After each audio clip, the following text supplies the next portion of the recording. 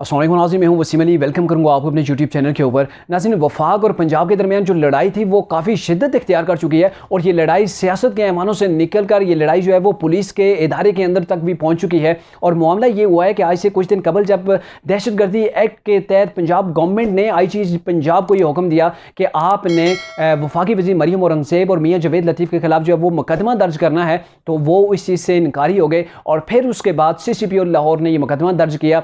जब उन्होंने ये मुकदमा दर्ज कर दिया तो फिर उसके बाद वफाकी हुकूमत ने उनका नोटिफिकेशन जारी कर दिया कि आप अपने चार्ज को छोड़ें और फौरी तौर पर आप जो वो एस्टेब्लिशमेंट डिवीज़न को वहाँ पे जाके रिपोर्ट करें। और उसके बाद ये मामला हो गया है कि आपस में इदारे के दरमियान भी डिवीज़न पैदा हो गई है और इसके साथ साथ जो है वो ये जो सियासी लड़ाई थी उसको इदारे के अंदर जो है वो घसीट कर ले गए हैं।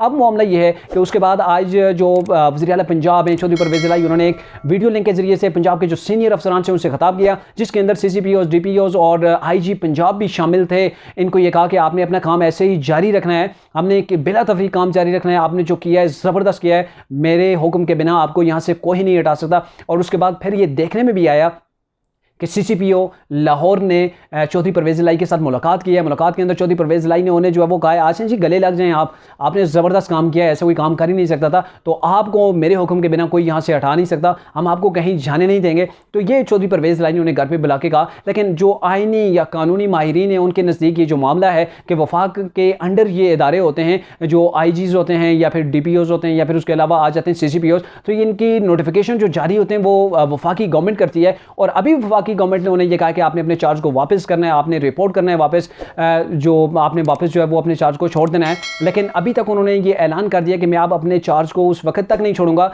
जब तक मुझे पंजाब गवर्नमेंट इस चीज़ के अहकाम जारी नहीं करते, वफाक के अहकाम को मैं नहीं मानूंगा। अब मामला ये काफ़ी गंभीर होता हुआ हमें दिखाई दे रहा है, क्योंकि ये पंजाब की जो पॉलिटिकल जो डिस्कस था, पॉलिटिकल जो जंग जारी थी, वो अब आ चुकी है इदारे के अंदर। और इसके हवाले से एक बार पहले भी ऐसा कुछ पंजाब के अंदर सूरत-ए-हाल पैदा हुई थी और उस वक्त IG पंजाब को अपना चार्ज जो है वो छोड़ना पड़ गया था। अब देखते हैं कि इस बार क्या होता है। और दूसरी जनब ये भी कानूनी माहिरीन ये कह रहे हैं कि अगर वफाक इस चीज़ का जो है वो नोटिफिकेशन जारी कर देता है कि आपने अपने चार्ज को छोड़ देना है और अगर 7 दिन के अंदर वो अपने चार्ज को नहीं छोड़ते तो उनके खिलाफ कानूनी कार्रवाई के तौर पर उन्हें शोकाज नोटिस भी जारी किया जा सकता है और फिर उन्हें मुअत्तल भी किया जा सकता है। तो अब देखना ही है कि ये जो लड़ाई है इसके ऊपर जो है वो CCPO अपने चार्ज को वो छोड़ देंगे या फिर ये जो लड़ाई है ऐसे ही बढ़ती रहेगी।